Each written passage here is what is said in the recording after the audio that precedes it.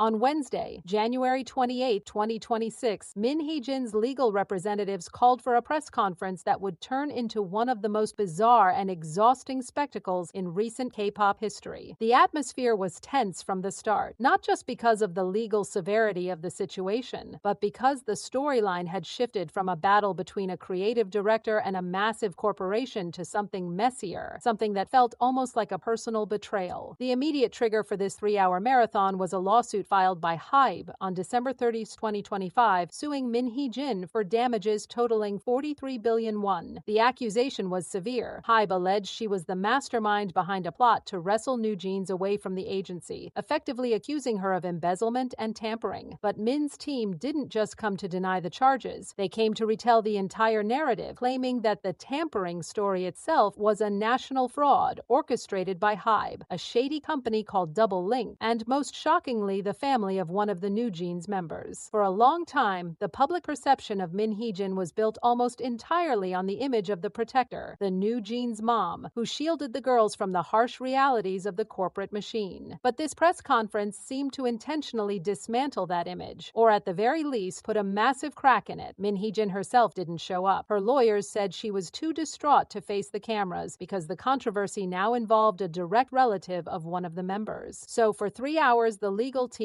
laid out a timeline that sounded less like a corporate defense and more like a crime thriller, complete with secret recordings, stock manipulation schemes, and claims of political connections. The central villain in their story wasn't HYBE's management, but a man named Mr., the uncle of a NewJeans member, and a businessman named Park Joon-kyu, the owner of Double Link. According to the defense, the trouble started around June 2024, when Min was still navigating her dismissal as CEO. She was approached by the father of a member who claimed his brother, Mr. Lee, had high-level connections that could help her negotiate with HYBE. Trusting the father, Min made contact. In August 2024, she was officially fired, and by September, Mr. Lee was aggressively pitching her on Park Joon-kyu. The lawyers played recordings where Mr. Lee boasted about his relationship with a HYBE executive named Shin Young-jae, promising he could arrange a meeting. Then the pivot happened. Mr. Lee stopped talking about the HYBE executive and started hyping up Park Joon-kyu, portraying him as a fixer with political ties and the power to influence media narratives. The defense claims Min was led to believe this was her only lifeline, her back channel to the people who had fired her. The smoking gun in the prosecution's case, photos of Min meeting Park Joon-kyu on September 30, 2024, was recontextualized by the defense as a moment of deception. They played audio from a previous phone call where Park, in the presence of Min and Mr. Lee, claimed he could have HYBE chairman Bang Si-hyuk removed from the guest list of a major corporate event and add Hee jin instead. It was a bizarre flex of supposed power. The lawyers argued Min agreed to the meeting because she thought these people could actually help her communicate with HYBE, not because she was planning to buy out Double Link or move NewJeans. They even presented evidence of a recording where Park Joon-kyu claimed Bang Si-hyuk was a distant relative of an executive at the Chosun Ilbo, one of South Korea's most powerful media outlets, implying some sort of deep state connection. But here is where the story starts to feel less like a clear-cut defense and more like a desperate attempt to shift blame. If Hee jin was truly just trying to negotiate, why did the narrative in the media shift so drastically to stock manipulation? Just days after that meeting, rumors began circulating that Min was involved with Double Link, and the company's stock price started to climb. Min noticed this and complained to Mr. Lee, who denied it. But then she found out Mr. Lee was about to be appointed as an internal director at the company. That was when she realized she might be being used. On November 5, 2024, she publicly stated she had no connection to Double Link, causing the stock to plummet and Mr. Lee's appointment to be retracted. To her legal team, this proved she was a victim of a scheme to exploit her name to pump the stock. But to the rest of the world, the fact that she was meeting with the chairman of a listed company under the introduction of a member's uncle during such a volatile time looked incredibly reckless. The press conference took an even darker turn when they addressed why Min stayed silent for so long. The lawyers played a recording of a conversation between a journalist and Mr. Lee, where the uncle was asked why he didn't defend Min when the reports about the meeting first came out. His response was cold. He said he didn't defend her because it didn't mean anything to him. The lawyers claimed that hearing this recording caused Hee jin to physically faint, realizing that the trust she placed in this family was entirely one-sided. It was a moment designed to garner sympathy, to show the mom bleeding from a betrayal by the very very family she swore to protect alongside her own daughter. But the reaction in the room and online wasn't sympathy, it was confusion and frustration. You have to look at the timeline and the logic holes to understand why the sentiment has turned so hard against her. Just weeks before that fateful meeting, HYBE's CEO had explicitly warned her not to meet with outside investors. There are recordings of that warning, where the CEO sounds genuinely concerned, telling her it would create noise and that she should stay away. Yet, she met them anyway. Her lawyers tried to spin this by claiming the CEO's warning was part of a trap to frame her later, but that logic doesn't hold water. If HYBE wanted to trap her, they would have encouraged the meeting, not warned her against it. Meeting a businessman who claims he can manipulate stock lists and remove chairmen from events despite being warned by your boss is not the behavior of a cautious victim. It looks like questionable judgment at best, or complicity at worst. The media reaction in the days following the press conference has been brutal. Headlines that once championed her as a creative genius fighting the machine are now calling her out. Hee Jin shifts blame to a family once she gets sued, read one headline. The NewJeans Mom is dead, declared another. The press conference, intended to clear the air before a crucial court ruling on February 12th regarding a separate 26 billion won payout, seems to have backfired spectacularly. Instead of reinforcing the idea that she is protecting NewJeans, she effectively put a target on the back of one member's family. The uncle isn't named in every report, but the details make it impossible not to know who they are talking about, and that drags the group directly into the mud she's trying to fight. It wasn't just the legal arguments that made this event feel surreal, it was the theatrics. Towards the end of the 3 hours, a man named Park Oni, a journalist known for investigating baseball scandals, took the stage. He didn't ask questions. He put a Santa Claus doll on the podium and made it say, Hee Jin committed tampering. He then proceeded to lecture the assembled reporters, telling them not to be puppets like the doll on the stage. It was a performance that felt completely disconnected from the gravity of a 43 billion won lawsuit. The journalists in the room, people who are there to report facts, were essentially scolded by a peer using a children's toy. The awkwardness was palpable. Reporters later commented that the press conference had crossed a line, turning into a spectacle that disrespected the very media Min needed to win over. What this leaves us with is a complete collapse of the narrative that sustained Hee Jin through 2024. The motherhood mask, the idea that she was the only barrier between the girls and a predatory corporation, has shattered. By releasing the recordings and naming the uncle, she has shown that when the legal heat gets too high, the protective instinct extends only as far as her own survival. The public is exhausted. The fans are confused. Even on YouTube channels that were previously her stronghold, the comments are ruthless. People are asking why she met the double-linked chairman if she was warned, why she didn't report the stock manipulation sooner if she was innocent, and why the love for the members always seems to end with them getting caught in the crossfire. As the court date for the put option lawsuit looms in early February, the stakes couldn't be higher. Hee Jin is fighting for 26 billion won in one court and facing a demand for 43 billion won in another. The legal arguments will be decided by judges, but the court of public opinion has already rendered a verdict on the NewJeans Mom. She's gone. What remains is a former CEO, backed by a team of lawyers and a journalist with a Santa Claus doll, fighting a war on too many fronts against a corporation that seems to have simply sat back and watched her self-destruct. The tragedy here isn't just the legal fallout, it's that in trying to prove she wasn't a traitor, she may have convinced the world she stopped being a protector a long time ago.